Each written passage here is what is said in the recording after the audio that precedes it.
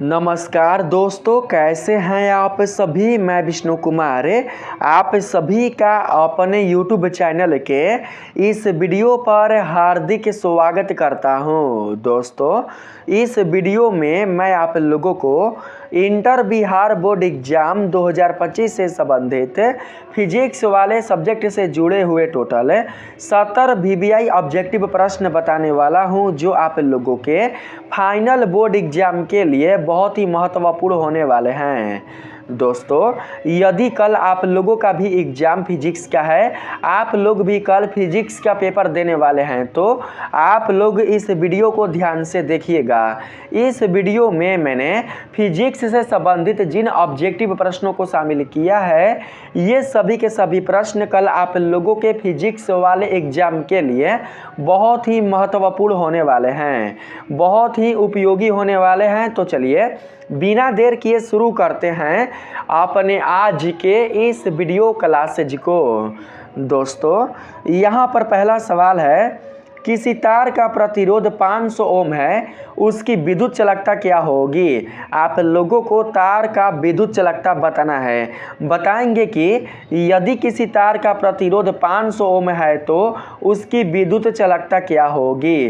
पहला का सही आंसर क्या होगा, आप लोग बताएंगे। पहला का सही आंसर क्या होगा, पहला का सही आंसर होगा 0.002 ओम मीटर इनवर्स। यहाँ पर right answer option number A होगा। ऑप्शन नंबर ए बिल्कुल राइट आंसर होगा, आप लोग याद रखिएगा, ठीक है। यदि किसी तार का प्रतिरोध 500 ओम है तो उसकी विद्युत चालकता 0.002 ओम मीटर इनवर्स होगी। सही आंसर ऑप्शन नंबर ए होगा, आप लोग याद रखिएगा। यहाँ पर बात करते हैं 2 नंबर के सवाल में।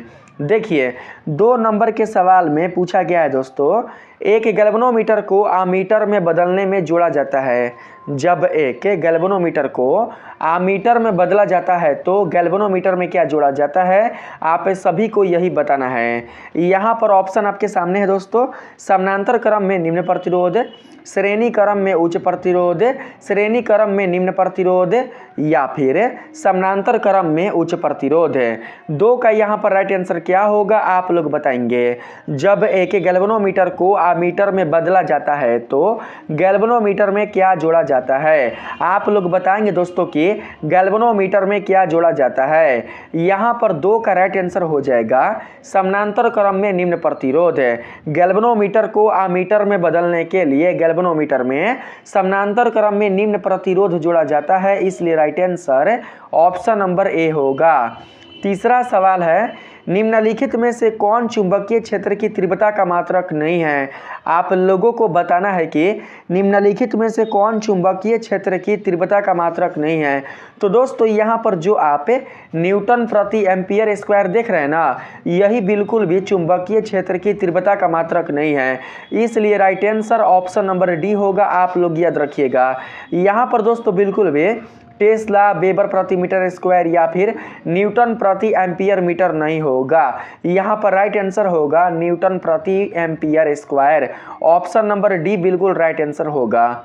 आइए 4 नंबर के सवाल में आते हैं। इसमें पूछा गया है आप लोगों से, किसी चुंबकीय आघूर्ण वाले चुंबक की लंबाई के समानांतर n बराबर टुकड़ों में काटने पर प्रत्येक टुकड़े का आघूर्ण होगा।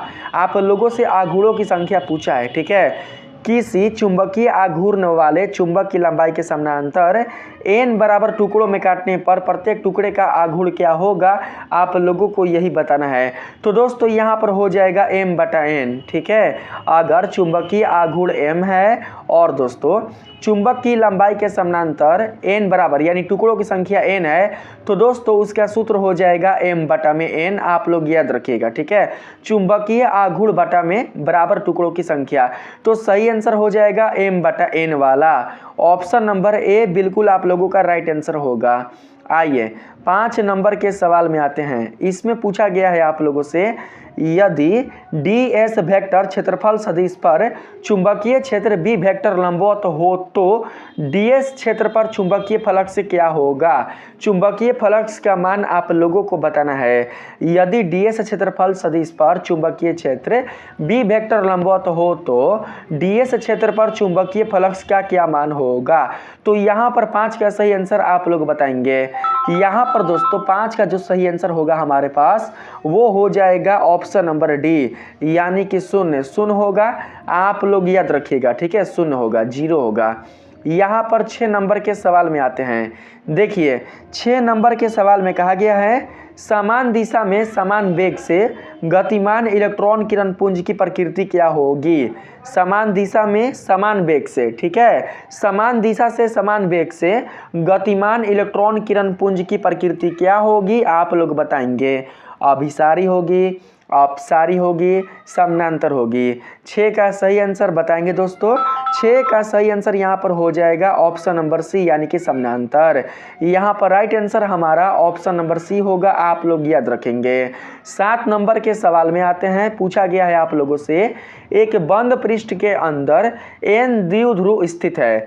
एक बंद पृष्ठ के अंदर n द्विध्रुव स्थित है। बंद पृष्ठ से निर्गत कुल विद्युत फ्लक्स का मान क्या होगा, आप लोगों को बताना है। आप बताएंगे दोस्तों कि बंद पृष्ठ से निर्गत कुल विद्युत फ्लक्स का मान क्या होगा। विद्युत फ्लक्स का मान आप सभी से पूछा गया है, तो यहाँ पर 7 का सही आंसर होगा शून्य, ठीक है, शून्य होगा दोस्तों, आप लोग याद रखिएगा। ऑप्शन नंबर डी 7 का बिल्कुल सही जवाब होगा, इसलिए ऑप्शन नंबर डी को याद रखेंगे। यहाँ पर बात करते हैं 8 नंबर के क्वेश्चन में। देखिए 8 नंबर के सवाल में कहा गया है एक वृत्तीय धारावाही लूप की त्रिज्या दुगनी तथा धारा आधी कर दी जाती है, इसका चुंबकीय आघूर्ण हो जाएगा। क्वेश्चन है एक वृत्तीय धारावाही लूप की त्रिज्या दुगनी तथा उसकी धारा आधी कर दी जाती है तो उसका चुंबकीय आघूर्ण कैसा हो जाएगा। आधा हो जाएगा, दुगना हो जाएगा या फिर 4 गुना हो जाएगा। 8 का राइट आंसर क्या होगा, 8 का राइट आंसर हो जाएगा दोस्तों दुगुना। ऑप्शन नंबर बी बिल्कुल राइट आंसर होगा। 9 नंबर के सवाल में आते हैं। यहाँ पर आप सभी से पूछा गया है विद्युत क्षेत्र रेखाओं से जानकारी प्राप्त होती है। विद्युत क्षेत्र रेखाओं से जानकारी किसकी प्राप्त होती है, क्षेत्र की शक्ति की, दिशा की, आवेश की प्रकृति की या फिर इनमें से सभी की। 9 का राइट आंसर क्या होगा बताएंगे। 9 का राइट आंसर होगा इनमें से सभी की, क्षेत्र की शक्ति का भी, दिशा का भी और आवेश की प्रकृति का भी।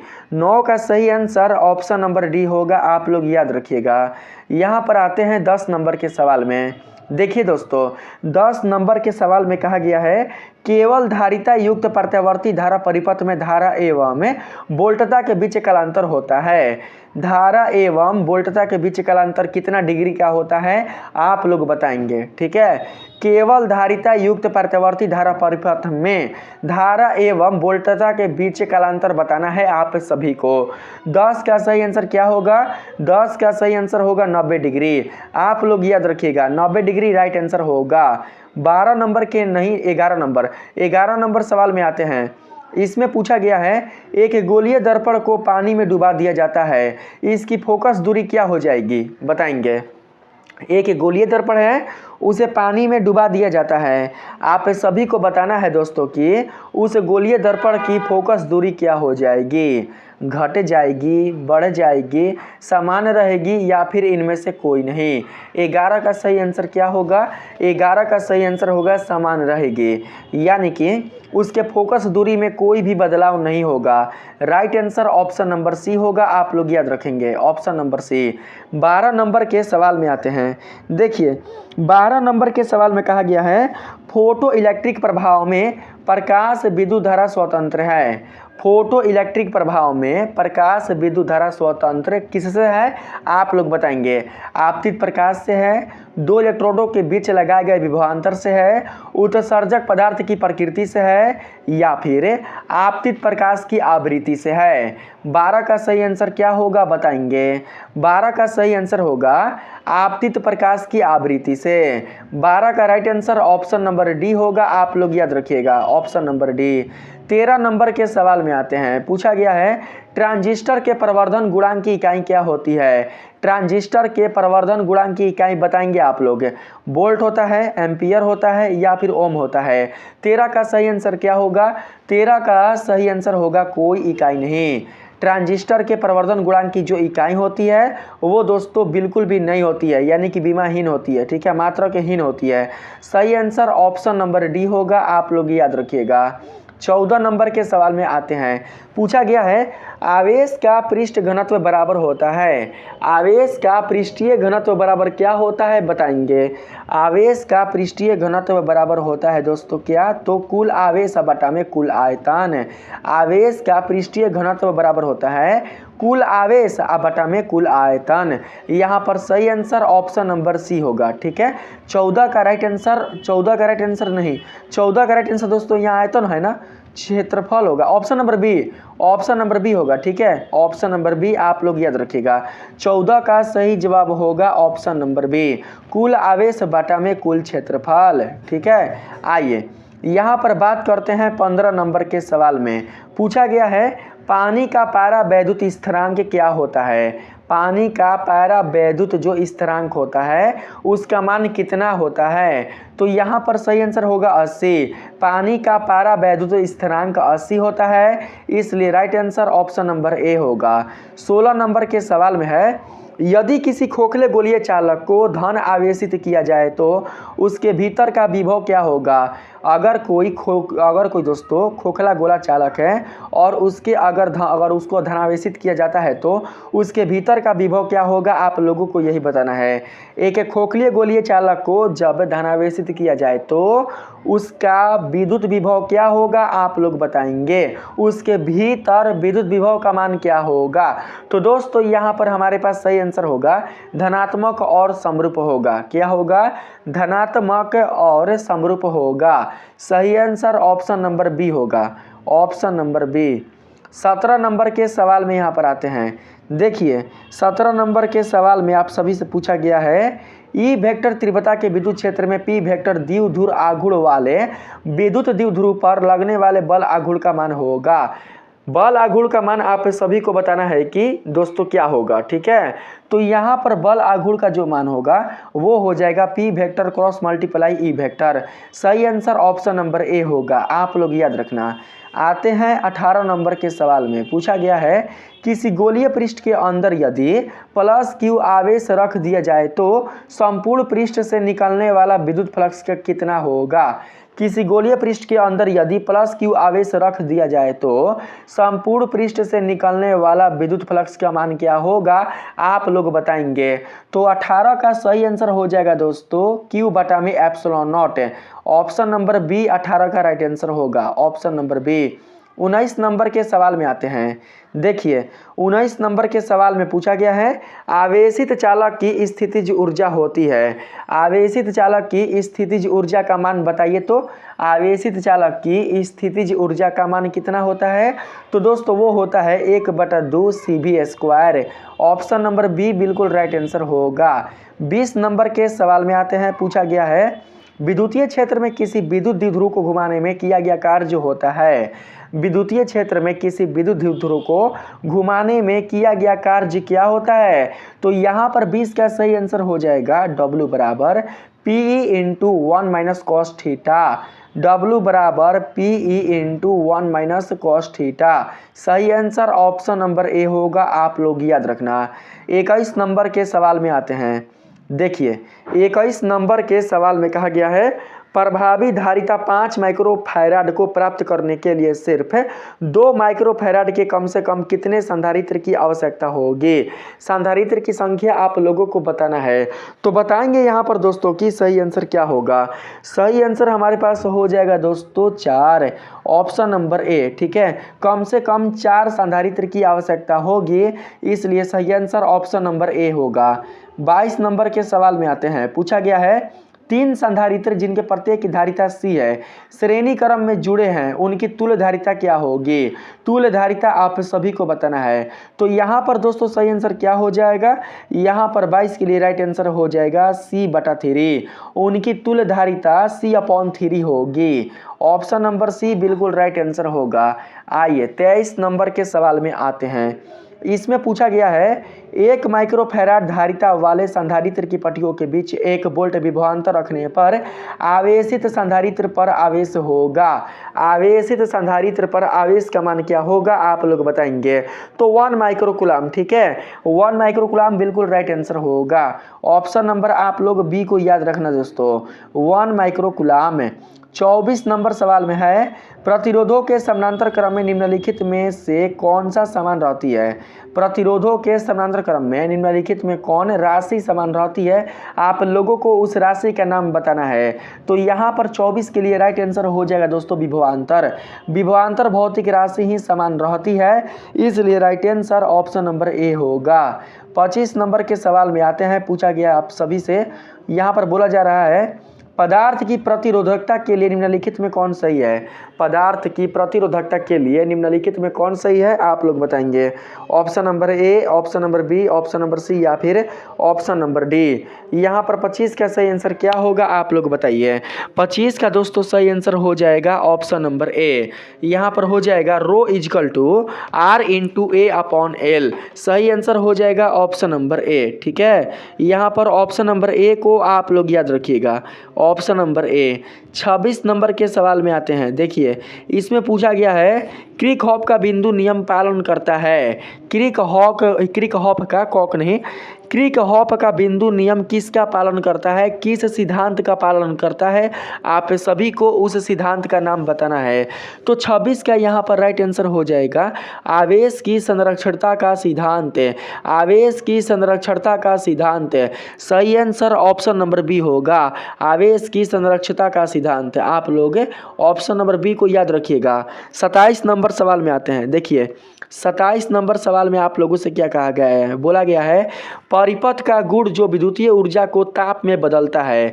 परिपथ का एक ऐसा गुण जो विद्युतीय ऊर्जा को ताप में बदलता है वो क्या कहलाता है।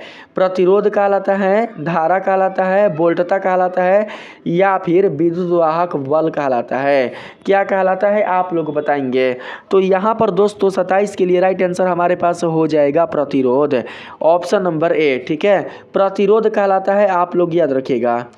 यहाँ पर 28 नंबर के सवाल में अगर चले तो इसमें बोला गया है 60 वाट तथा 40 वाट के दो बल्ब यदि श्रेणी क्रम में जोड़े जाए तो उनकी सम्मिलित शक्ति क्या होगी। सम्मिलित शक्ति का मान आप लोगों को बताना है, ठीक है, 60 वाट तथा 40 वाट के दो बल्ब पर, ठीक है। तो यहाँ पर सही आंसर क्या होगा, यहाँ पर 28 के लिए दोस्तों सही आंसर हो जाएगा हमारे पास ऑप्शन नंबर डी, यानी कि 24 वाट। यहाँ पर शक्ति का मान होगा 24 watt, right answer option number D होगा, आप लोग याद रखिएगा। यहाँ पर 29 नंबर सवाल में है आवेश का पृष्ठ घनत्व का एसआई मात्रक क्या है। आवेश के पृष्ठीय घनत्व का एसआई मात्रक क्या होता है। आवेश के पृष्ठीय घनत्व का एसआई मात्रक होता है कूलाम प्रति metre square. Right answer option number A होगा, आप लोग याद रखना। यहाँ पर अगर हम चले आगे तो दोस्तों आगे इसमें पूछा गया है 30 नंबर के सवाल में, यहाँ पर देखिए 30 नंबर के सवाल में आप लोगों से कहा गया है पोलॉन्ग स्थिरांक की बीमा है। पोलॉन्ग स्थिरांक की बीमा आप सभी से पूछा गया है, बताएंगे कि पोलॉन्ग स्थिरांक की बीमा क्या होगी। पोलॉन्ग स्थिरांक की जो बीमा होती है दोस्तों वो क्या होती है, वो होती है ml⁻2 T inverse. Right answer option number A होगा, आप लोग ऑप्शन नंबर ए को याद रखिएगा, ठीक है।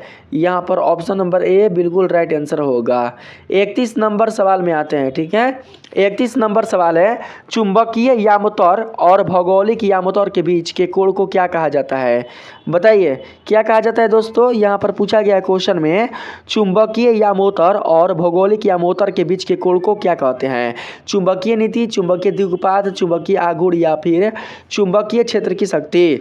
31 का सही आंसर बोलेंगे, 31 का सही आंसर हो जाएगा दोस्तों क्या, तो ऑप्शन नंबर बी चुंबकीय द्विघात। Right answer option number B होगा, आप लोग याद रखिएगा।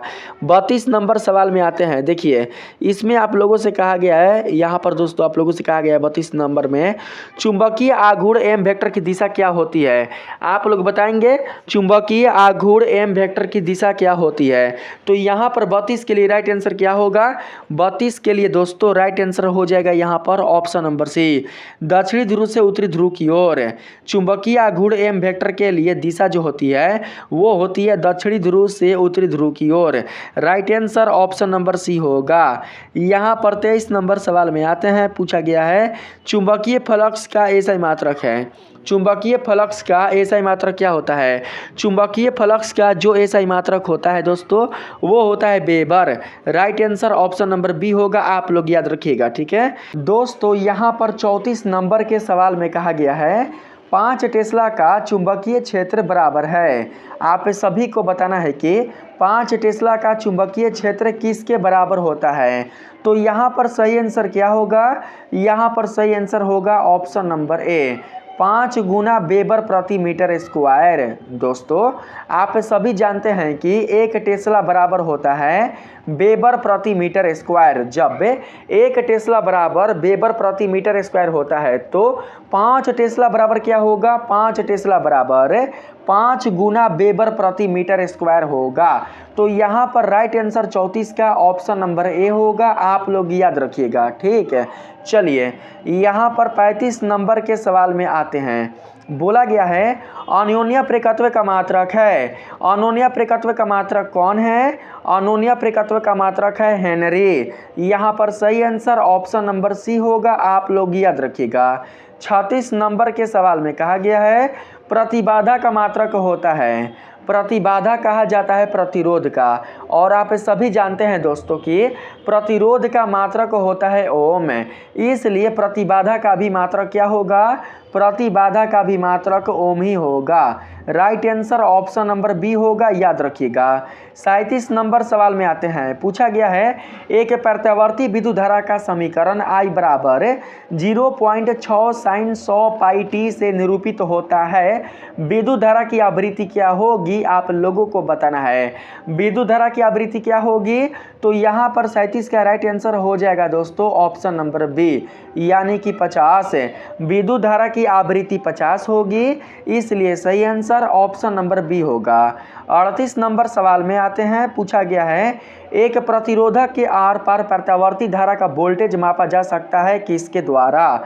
आप लोग बताएंगे कि एक प्रतिरोधक के आर पार प्रत्यावर्ती धारा का वोल्टेज किसके द्वारा मापा जा सकता है। यहाँ पर 38 का सही आंसर बताएंगे। 38 का सही आंसर क्या होगा? 38 का सही आंसर होगा एक तप्त तार वोल्ट मीटर के प्रयोग द्वारा। इसी के द्वारा दोस्तों प्रत्यावर्ती धारा का वोल्टेज मापा जा सकता है, इसलिए सही आंसर ऑप्शन नंबर बी होगा। 39 नंबर सवाल है प्रत्यावर्ती धारा का RMS मान और प्रत्यावर्ती धारा का शिखर मान I0 के बीच संबंध होता है। आप लोगों को प्रत्यावर्ती धारा का RMS मान और प्रत्यावर्ती धारा का शिखर का जो मान होता है उसके बीच का संबंध बताना है। तो यहाँ पर 39 के लिए हमारा सही आंसर हो जाएगा दोस्तों ऑप्शन नंबर सी वाला, ठीक है, यानी कि IRMS इक्वल टू हो जाएगा 0.707 I0। यहाँ पर नॉट नहीं बोलेंगे, I0 बोलेंगे, ठीक है। ऑप्शन नंबर सी बिल्कुल सही जवाब होगा। यहाँ पर जो आप I0 देख रहे हैं ना, जो आप I0 देख रहे हैं इसको दोस्तों क्या बोलेंगे? इसको बोलेंगे प्रत्यावर्ती धारा का शिखर, और इसको बोलेंगे IRMS को क्या बोलेंगे? इसको बोलेंगे प्रत्यावर्ती धारा, ठीक है। आइए यहाँ पर बढ़ते हैं हम लोग ऑप्शन नंबर सी को सिलेक्ट करके 40 नंबर में। इसमें पूछा गया है आप सभी से, थोड़ा सा ऑप्शन दिखा दे रहा हूं मैं आप लोगों को।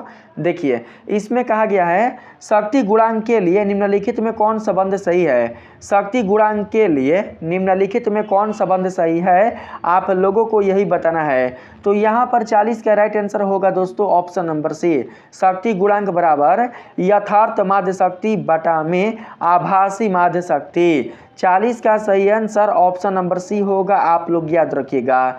41 नंबर सवाल में आते हैं। देखिए 41 नंबर के सवाल में आप सभी से पूछा गया है किसी विद्युत चुंबकीय विकिरण की ऊर्जा 13.2 केल्विन भी है। यह विकिरण जिस क्षेत्र से संबंधित है वह क्या है, आप बताएंगे।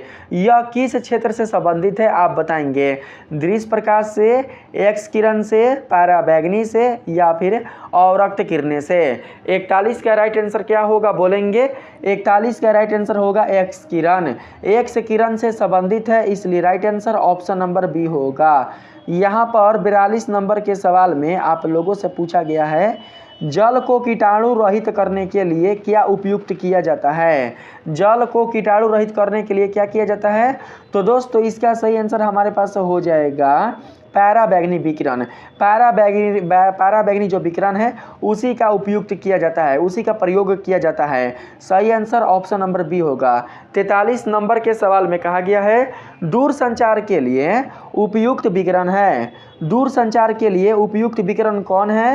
पैराबैंगनी है, दृश्य प्रकाश है, एक्स किरणें है या फिर माइक्रो तरंगे हैं। 43 का राइट आंसर क्या होगा? 43 का राइट आंसर हो जाएगा दोस्तों माइक्रो तरंगे। ऑप्शन नंबर डी बिल्कुल राइट आंसर होगा।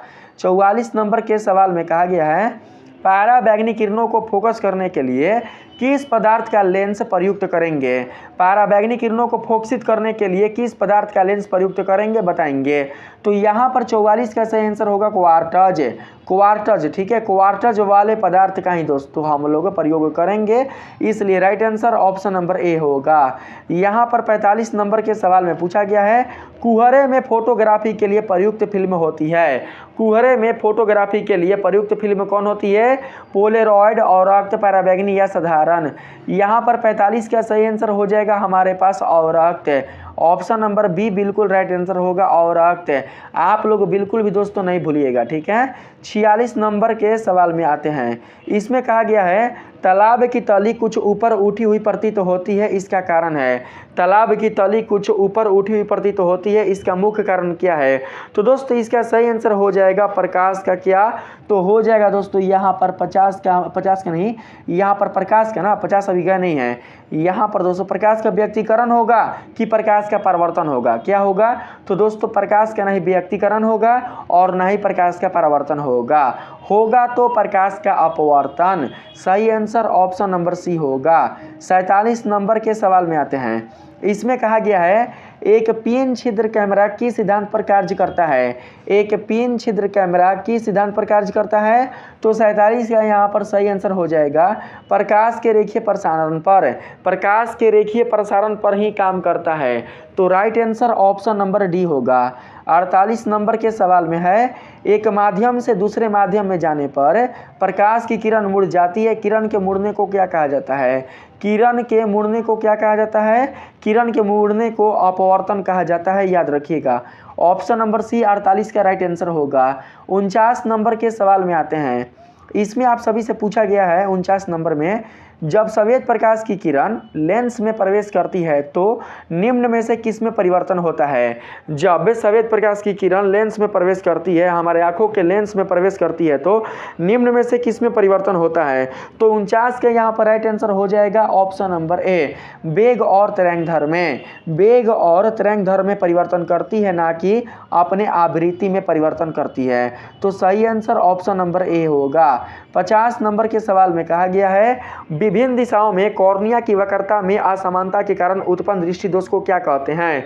विभिन्न दिशाओं में कॉर्निया की वक्रता में असमानता के कारण उत्पन्न दृष्टि दोष क्या कहे जाते हैं?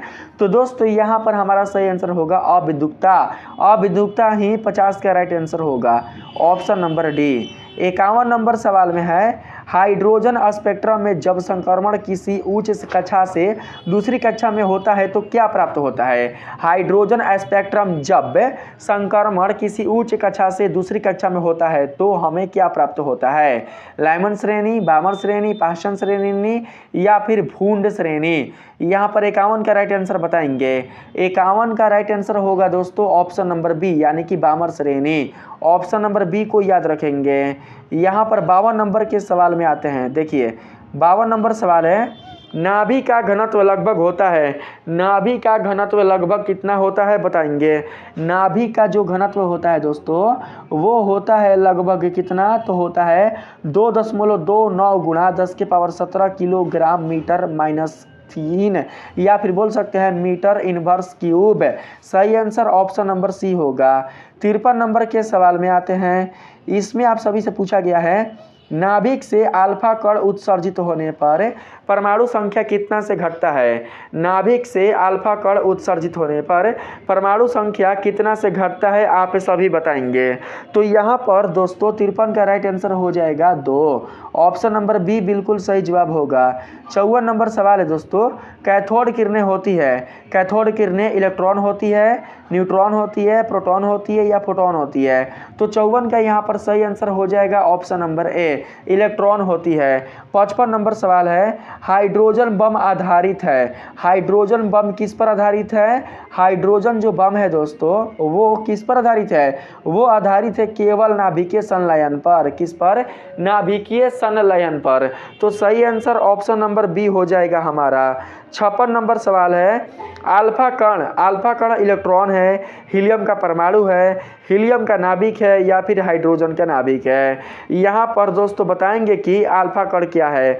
अल्फा जो कण है दोस्तों वो एक प्रकार का हीलियम का नाभिक है। सही आंसर ऑप्शन नंबर सी होगा। 57 नंबर सवाल में आप सभी से पूछा जाएगा कि यहाँ पर देख सकते हैं पूछा गया है, और गेट का बुलिय व्यंजक होता है। और गेट का बुलिय व्यंजक क्या होता है? आप बता सकते हैं कि और गेट का बुलिय व्यंजक क्या होता है? और गेट का बुलिय जो व्यंजक होता है वो होता है a + b = y। यही आपका राइट आंसर होगा ऑप्शन नंबर ए। यहाँ पर 58 नंबर सवाल में है, एक पदार्थ की चालकता ताप बढ़ाने पर बढ़ती, ठीक है, बढ़ती है वह पदार्थ है। एक पदार्थ की चालकता ताप बढ़ाने पर बढ़ती है, वह पदार्थ कौन है? धात्विक है, विद्युत रोधी है, मिश्र धातु है या फिर अर्धचालक है? तो 58 का यहाँ पर सही आंसर हो जाएगा दोस्तों अर्धचालक है। ठीक है, अर्धचालक पदार्थ है, इसलिए सही आंसर ऑप्शन नंबर डी होगा।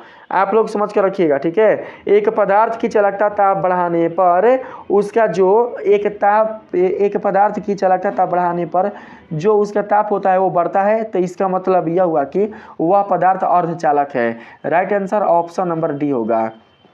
59 नंबर के सवाल में है, दाता अपद्रव्य परमाणु की संयोजकता होती है। दाता अपद्रव्य परमाणु की संयोजकता कितनी होती है? 3 होती है, 4 होती है, 5 होती है या फिर 6 होती है? तो यहाँ पर 59 का सही आंसर क्या होगा? 59 का दोस्तों सही आंसर यहाँ पर हो जाएगा 5। ऑप्शन नंबर सी बिल्कुल राइट आंसर होगा। 60 नंबर के सवाल में आते हैं। देखिए 60 नंबर के सवाल में आप सभी से पूछा गया है, उपग्रह संचार में विद्युत चुंबकीय तरंग का कौन सा भाग प्रयुक्त होता है? उपग्रह संचार में विद्युत चुंबकीय तरंग का कौन सा भाग प्रयुक्त होता है? तो यहाँ पर 60 का राइट आंसर हो जाएगा ऑप्शन नंबर डी, सूक्ष्म तरंग। सूक्ष्म तरंग ही 60 का बिल्कुल राइट आंसर होगा। यहाँ पर दोस्तों 61 नंबर के सवाल में आते हैं। ठीक है, आप लोग ऑप्शन नंबर डी को याद रखिएगा। 61 नंबर के सवाल में कहा गया है, संयुक्त सूक्ष्मदर्शी की आवर्धन क्षमता के लिए कौन सा संबंध सही है? संयुक्त सूक्ष्मदर्शी की आवर्धन क्षमता इसमें से किस सूत्र के द्वारा निकाला जाता है, बताएंगे। तो यहाँ पर दोस्तों 61 का राइट आंसर क्या होगा? 61 का यहाँ पर राइट आंसर होगा m = -L/F0 × 1 + D/FA। यहाँ पर सही आंसर FE, यहाँ पर सही आंसर ऑप्शन नंबर ए होगा। आप लोग याद रखना। आइए 62 नंबर के सवाल में आते हैं। पूछा गया है, यदि नीले रंग के प्रकाश के फोटोन की ऊर्जा E1 और पीले रंग के प्रकाश के फोटोन की ऊर्जा E2 हो तो इसमें कौन सा राइट ऑप्शन होगा, आप लोग बताएंगे। तो 62 का यहाँ पर सही आंसर होगा E1 > इक्वल नहीं है, ओनली पर ग्रेटर देन बोलेंगे। E1 > E2, यहाँ पर ऑप्शन नंबर बी बिल्कुल सही जवाब होगा। 63 नंबर के सवाल में है, वायुमंडल की अनुपस्थिति में पृथ्वी से आसमान का रंग दिखाई देगा। वायुमंडल जब नहीं रहेगा, ठीक है, अनुपस्थिति है, जब वायुमंडल नहीं रहेगा दोस्तों तब पृथ्वी से आसमान का रंग कैसा दिखाई देगा? तो काला, सिंपल सी बात है। 63 का राइट आंसर हो जाएगा ऑप्शन नंबर ए, काला दिखाई देगा। 64 नंबर के सवाल में पूछा गया है, निर्वात में प्रकाश का वेग c है।